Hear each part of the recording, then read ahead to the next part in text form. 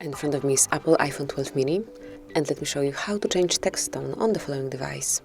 So at first you need to reach the settings, then find and select sounds and haptics, and this is the area where we want to be, because here you can smoothly click on text tone and pick the one that you like the most. So let me show you some of them.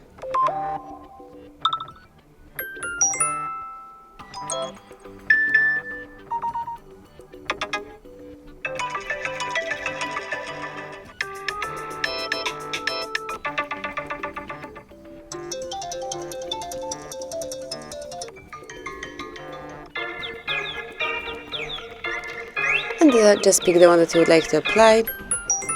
I will pick circles, let's go back, and that's it. As you can see, text tone has been changed, so that will be all. Thank you for watching, please subscribe our channel and leave the thumbs up.